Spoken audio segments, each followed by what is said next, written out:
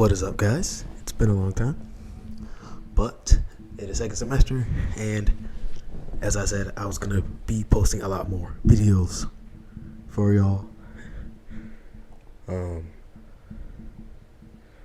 lot of stuff happened over break. Obviously, I didn't post a single video over break as I promised, and that's because I moved my room around. I still could have posted for y'all, but I didn't feel like it was the time because my room was all over the place, and yeah, but I don't really have any topics today. I always talk basketball, football, so that's what I'm gonna do today. I'm gonna just give my thoughts as of late. What are the biggest things that have happened in the NBA as of late? Kawhi got signed 3 years, 152 M's today for an extension. That's good if he can stay healthy, which he has been. This has been one of his healthiest seasons in his career, really. That's a good addition. I saw they're trying to also extend PG as well. They're playing good right now. Clippers. I know I was a doubter only because I just didn't see it happening, but it's working. Again, we'll always have to commend Russell Westbrook for taking that back seat and coming off the bench, leading the second unit. That's a selfless guy. That's a leader. That's a true guy who wants to just win, and doesn't matter what he does. He just knows that he can contribute in a way that he can, which he wanted to be off the bench so that the smut wasn't on him. So, yeah, kudos to Russ, man. Harden playing well, PG, Kawhi. They got a deep squad, man. The fact that they were able to keep Terrence Mann. I know they lost Batum, and they lost Robert Covington, but they still got guys off the bench. Westbrook, Norman Powell. When healthy, Mason Plumlee, but they got Daniel Tice. One of the Morris twin is on the squad. I don't even know if he played that much, but yeah, man, Clippers got a deep squad. My NBA championships. Well, I said Bucks were gonna make it to the finals, so I think I'm rocking with the Bucks this. Not the Bucks. I'm not rocking with the Bucks. I said the Celtics were gonna make it to the finals, and I'm rocking with them this year. I don't really have much to say. I'm rocking with the Celtics because the Suns aren't doing good, but there's still a lot of time left. Suns, I was going Suns. Nuggets could win it again. The Thunder are really good, but I want to see them in a playoff series as a very young and I wouldn't say unexperienced team, because guys on that team have been in the playoffs, like Shea, Lou Dort. I know like Chad, Giddey, those guys haven't yet, but they will this year. So it'll be good to see them in that atmosphere where basketball is straight up basketball, and it's a different type of environment than the regular season. Chet, again, like I said, he's going to be the Rookie of the Year only because he's contributing to winning. And like Wemby, I know he's a generational talent. Both these guys are generational talents. But Wemby is putting up numbers, but he not contributed to no wins. I always say that Popovich should start Trey Jones, who is a true point guard. I don't like the Jeremy Sohan experiment because I've watched Trey Jones and Victor play, and he finds Victor because he's a true point guard. Victor is open a lot, and they don't find him. Like Keldon Johnson, I've seen clips where he dives to the basket, and if you get it to him, he gonna duck it every time. No ifs, ands, or buts. But yeah, he's still putting up good numbers. It's just his efficiencies has to get better. That's the difference between him and Chet too. Chet is way more efficient scorer, and he's like the third or fourth option on that team, in my opinion. But he still finds ways to impact the game defensively. He is a Defensive Player of the Year candidate as a rookie. I remember he had 15 blocks in 2 games. Like, it was something. It was 15 blocks in 2 games. Crazy. What else happened? Oh, injuries as of late. I'm gonna talk about injuries and I'm gonna talk about the next trade. But injuries as of late, I saw Tyrese is out for a bit. I didn't see his specific injury, but I saw, where was I at? I was doing something, but I saw it on my notifications. Um,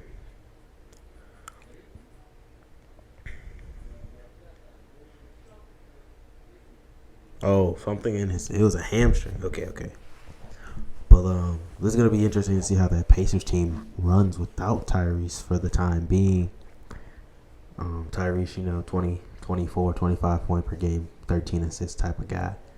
You're not going to get that out of any other point guard in the league. I'm sorry. Maybe Trae Young. Trae Young puts up like 25 and 10 every year.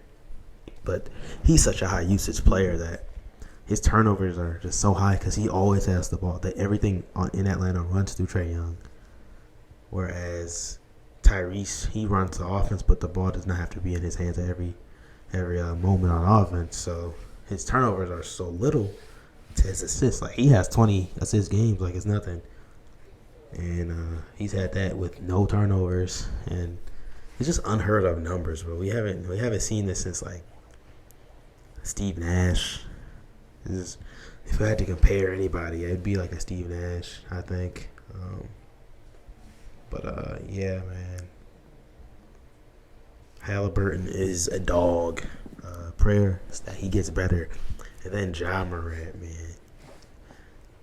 Dang, man, Ja came back from the suspension, was playing well. And guess what? He is out for the entire the remaining part of the season. So he played, what was it? 10 games, something like that, around there. And he tears his labrum, shoulder. He's out for the year. I know he's hurt because put in all that work to come back and prove that you're bigger than who you are off the court. I know those were some incidents where they were avoidable for sure.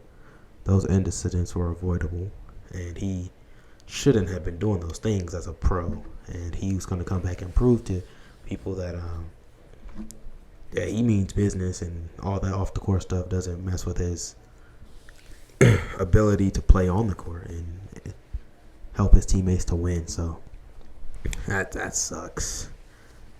Grizzlies having a bad year all around because losing a guy like Steven Adams and then losing Ja for the entire season. Both of those guys are vital pieces to that team. Steven on the defensive end, Ja offensive. He's a leader. He's one of them ones, man, like that. He just brings so much energy to the game and to the team. Like, he has a chokehold on a lot of the younger generation. Something like Iverson. I'd say Ja's like a current Iverson. Just because he got that swagger to him, too. Because, like, impact-wise, the last one would probably be, like, to have that type of impact with Steph. But they're both there. Because Ja, he reminds me of Ivo a bit. But, yeah, man. And then trades that OG Anunoby for... It was basically OG for... I know there's other parts, but it was OG for RJ and Emmanuel Quickly. And the Raptors are still looking to trade Pascal Siakam. I saw they were talking to... They're talking to Pacers, which would be interesting to see him and Halliburton. I can't think of what team wanted to trade for him, but he said no because he wasn't confident that he was gonna want to, or it was either he or they weren't gonna want to re-sign him. I got the notification on my phone. I can't remember which team it was, but yeah, his selling price isn't as high as it was earlier, in the season, but yeah, he's a all-star caliber player every single season. We saw that blossom when in the 2019 playoffs, man. I didn't know he was like that, but he came out and played well with Kawhi. And then after that, it was his team, and they've had some nice runs in the playoffs. But again, I just want to see him play with another star.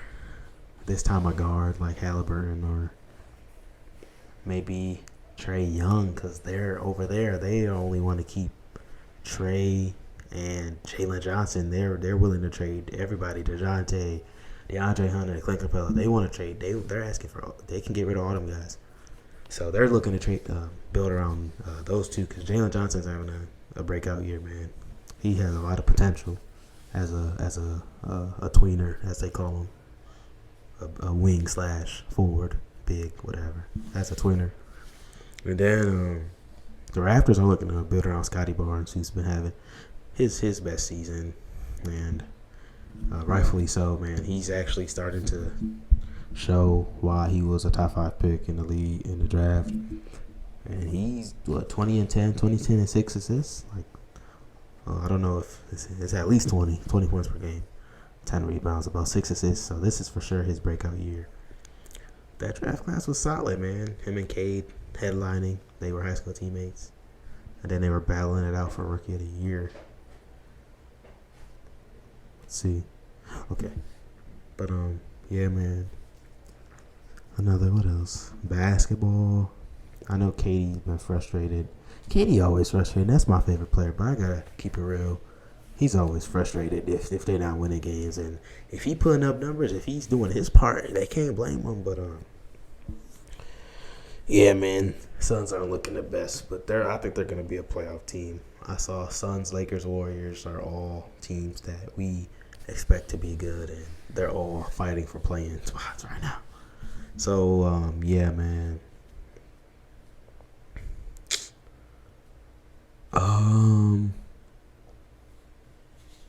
I'll go back to the Pacers.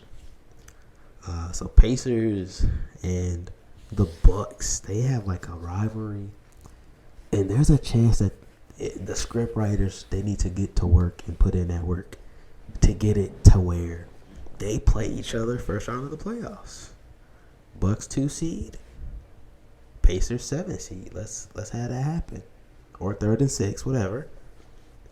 But I want to see that because Giannis had that career high game, and they took the game ball, and then Giannis was like trying to fight, and the next day they signed James Johnson, who is a UFC fighter, to stop all that. And next time that energy comes, it's over. That's not happening again. But yeah, man, Eastern Conference looking competitive. I think East is switching, because remember when the West used to be the best conference? It depends, because I don't think they didn't overtake the West yet. But like seeing the Sixers too, got rid of Harden in that trade, doing good. Tyrese Maxey, All-Star season, most improved player. Embiid still putting up crazy numbers, MVP numbers. And excuse me. Yeah, East looking good, man. I saw the Magic too. Paolo Banchero, man. I'm really high on Paolo because he has all the potential to be one of the greats, because the Magic has so much young talent and they're actually using it to their advantage. So that's a great thing to see. He's been putting up crazy numbers as of late, yeah, I like to see that. Yeah, not really much else to talk about, because it's about that midway point to the season. All-Star Weekend is coming up next month, so there's not really much to talk about basketball-wise. But, we can switch over to football because it's playoffs. I'll pull up the brackets, but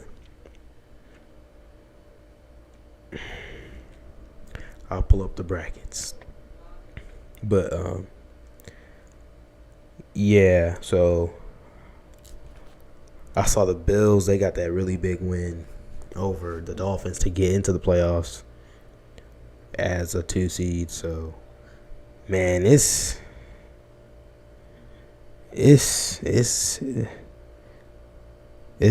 crazy over there, man. It's crazy in the AFC, man, because that win took them all the way up to 2 and then dropped the Dolphins down to 6. And the Ravens have a bye. So Bills play the Steelers if I had to do, okay, look, so I'm gonna give you the matchups, and then I'm gonna do my prediction of who's gonna win, and then who's gonna win the Super Bowl. So me personally, I think the Bills can beat the Steelers, and they end up playing the Ravens. Chiefs, Dolphins. Give me the Chiefs. I don't know. That's one of those games that I might put on ice and just let it play out how it plays out. Texans, Browns. Another one. Okay. So personally, if I give my opinion and who I think is gonna win, Bills beat Steelers. Chiefs. Will the Chiefs beat I think Chiefs beat Dolphins, and then I think the Browns will beat the Texans to advance.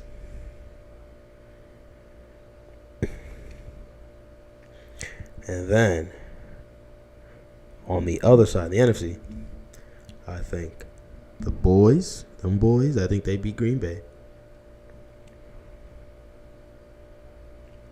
I think the Lions will beat the Rams. And then I think the Eagles will have their redemption arc in the playoffs, and they will beat the Bucs. So that leaves us with, if I'm not mistaken, that'd be Ravens versus the Bills, then Chiefs versus the Browns, then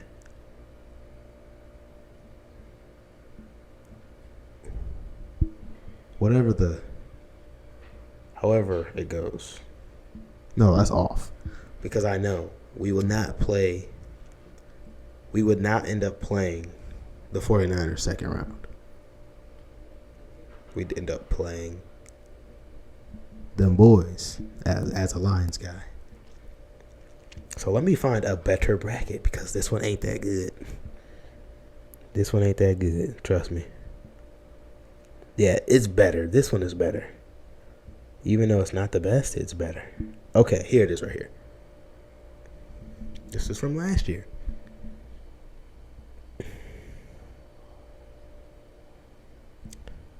This is better for me. Okay. So the wild card games, I said Browns advance. I think Chiefs advance, and I think Bills. And then on the other side, in the NFC, I got Eagles, Lions, and then Cowboys. And then next game, if it's the Chiefs and the Bills, give me the Bills. Give me the Bills.